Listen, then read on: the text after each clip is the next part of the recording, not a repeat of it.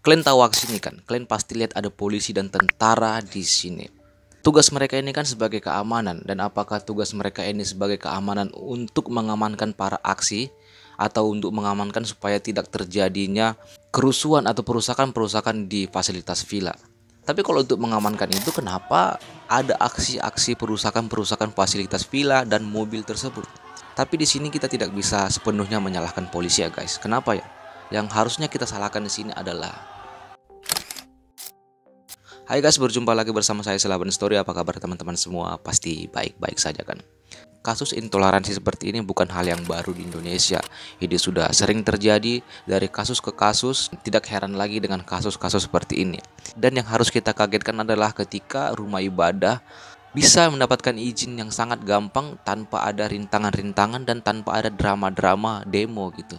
Ada sih di sebagian wilayah yang memang gampang sekali untuk membangun rumah ibadah, tapi ada juga di sebagian wilayah yang sangat sulit untuk membangun rumah ibadah karena memang pemikiran-pemikiran masyarakatnya yang masih keterbelakangan dan memang ada paham-paham yang sangat-sangat salah di pikiran mereka. Aku tidak tahu lah ya, cuman ada pemikiran-pemikiran yang kampungan dan tidak maju. Masa ibadah dilarang? Harusnya kita masyarakat yang punya pemikiran maju tidak melarang hal itu kan. Seperti kasus di Cidahu ini guys, di villa yang anak remaja lagi retreat. Dan ini salah satu kasus dari berbagai kasus yang sudah terjadi di Indonesia ini. Dan kita lihat yang anak-anak remaja ini pengennya retreat, ingin menarik diri, menenangkan diri dan melakukan kegiatan-kegiatan rohani Kristen gitu ya. Yang mereka ingin menenangkan diri malah tidak tenang dengan aksi-aksi warga setempat yang mereka merasa terganggu dengan kasus-kasus seperti ini. Terjadinya perusakan-perusakan fasilitas lah, dan terjadinya bahkan mobil-mobil di situ juga digoresi, dilempari ya. Menurut aku ini adalah orang-orang yang bodoh gitu.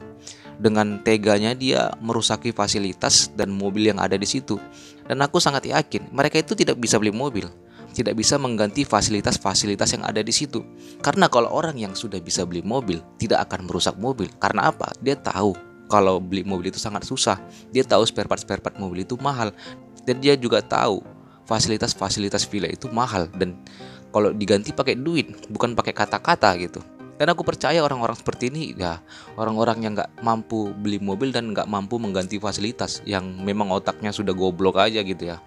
Kalau memang dia mempunyai pemikiran maju, dia tidak akan bertindak seperti itu. Dia tidak akan melakukan aksi-aksi yang setolol itu menurut aku gitu ya. Dan menjadi perhatian khusus adalah ketika di aksi itu adanya polisi dan tentara. Dan menurut masyarakat, polisi dan tentara itu memang tugasnya untuk mengamankan yang tidak aman. Tapi malah di sini mereka tidak berguna sama sekali. Dan di sini pun menurut aku nih kita tidak bisa menyalahkan sepenuhnya bapak polisi dan tentara yang ada di lokasi itu. Mereka sebenarnya ingin mengamankan, tapi kalah jumlah aja. Yang kita salahkan sini adalah sistem pemerintahan dari Indonesia yang membiarkan kasus intoleransi seperti ini semakin menjadi-jadi. Dari mana kita bilang bahwa Indonesia tidak memperhatikan kasus-kasus seperti ini secara khusus. Dari pejabat-pejabat tinggi kita seperti Stafsus Kemenham yang ingin melindungi para pelaku-pelaku dari aksi ini ya. Ada tertangkap 7 orang dan Stafsus ini ingin melindungi dan menjamin dan akan membebaskan gitu. Di sini kita lihat pejabat-pejabat tinggi kita aja masih melindungi hal-hal seperti ini. Dan semakin merajalelanya kasus-kasus intoleransi seperti ini karena memang ada yang melindungi di atas gitu. Dan untung aja kita berada di zaman-zaman yang kalau kita video cepat viral ya. Dan kasus seperti ini bisa cepat naik ke media dan masyarakat bisa memperhatikan kasus-kasus seperti ini dan mengawal kasus ini sehingga kasus ini bisa ditangani dengan cepat. Kalian bayangin aja kalau kasus ini tidak viral, pasti, dan aku yakin kasus-kasus seperti ini akan tenggelam begitu saja.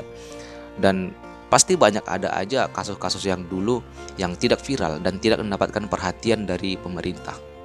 Menurut aku seperti itu sih, banyak sekali pemerintah yang tidak memperhatikan dan banyak mendukung kasus-kasus intoleransi seperti ini. Mereka merasa mereka dilindungi dan melakukan hal seperti itu ya paling dihukum sebentar, habis itu dilepaskan lagi sebagai formalitas saja, habis itu kan ada yang ngebelain lagi gitu. Pelaku-pelaku seperti ini tidak mendapatkan efek jerah sehingga itu akan berlanjut terus karena tidak adanya efek jerah yang diberikan oleh pemerintah kepada pelaku aksi ini. Dan terbukti setelah kasus ini ada lagi kasus penolakan rumah ibadah di Depok guys. Dan menurut aku ini adalah orang-orang yang memang goblok gitu, menurut aku ya, yang pemahamannya sudah dicuci-cuci orang gitu. Ini kan rumah ibadah gitu. Kenapa orang harus terganggu dengan ibadah orang? Kenapa dia mengurusi ibadah orang? Kenapa dia tidak mengurusi ibadahnya sendiri? Dia kan ibadah di situ, bukan maksiat. Dan buat kalian yang mempunyai paham-paham yang salah, kalian tonton deh video ini. Ini naskah janji Rasulullah Muhammad SAW dengan penganut agama Kristen. Perjanjian Najran ini disebut, Bi. Ini agak panjang, teman-teman. Mana yang penting, Abiko? Yang penting ini tadi sebagian. Ya. Buat para penganut agama Nasrani, bila mereka memerlukan sesuatu untuk perbaikan tempat ibadah mereka atau satu kepentingan mereka dan agama mereka, bila mereka membutuhkan bantuan dari kaum muslimin, maka hendaklah mereka dibantu, dan bantuan itu bukan merupakan hutang yang dibebankan kepada mereka, tetapi dukungan kepada mereka dan anugerah dari Allah dan Rasulnya buat mereka. Tidak boleh seorang Nasrani dipaksa untuk memeluk agama Islam. Mereka hendaknya diberi perlindungan berupa kasih sayang dan dicegah segala yang buruk yang dapat menimpa mereka kapanpun dan dimanapun. Demikian janji Rasulullah Muhammad SAW sampai akhir zaman. Sudah kalian tonton sendiri kan, jelas-jelas di video itu tidak ada Islam diajarkan untuk membubarkan rumah ibadah, malah untuk membantu.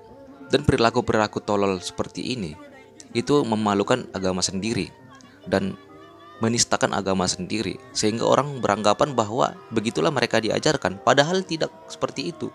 Karena kita tahu agama mana sih yang mengajarkan hal-hal seperti itu. Bahkan semua agama mengajarkan kebaikan, bertoleransi dengan agama-agama lainnya. Tujuan mereka kan satu gitu. Dan jangan karena perilaku kita yang jahat, bejat, sehingga agama yang baik menjadi jahat dianggap orang gitu. Contohnya nih, kita menggunakan pakaian yang agamis, tapi perilaku kita bejat. Yang disalahkan siapa?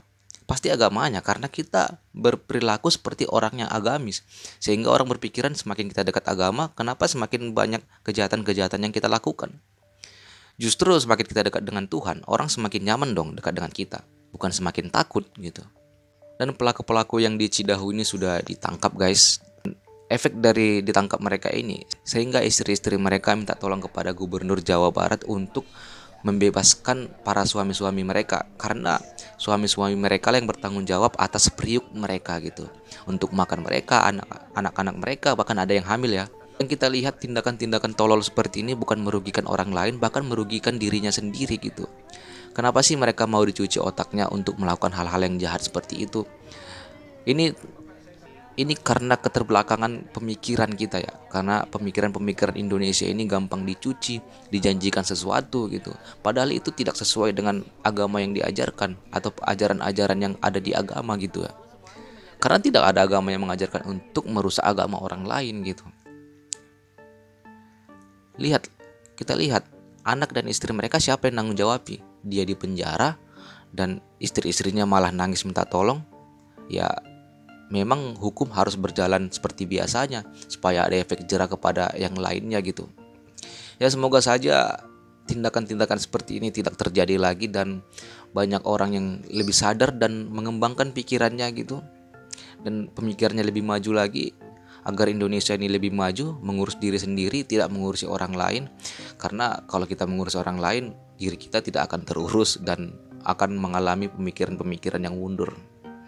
Ya begitu saja guys, semoga kalian semua bahagia dan semoga hidup kalian juga tidak dipengaruhi yang hal-hal yang jahat, dan jangan sampai otak kalian dicuci dengan hal-hal yang memang tidak seharusnya. Terima kasih sudah menonton dan mohon maaf jika ada salah kata.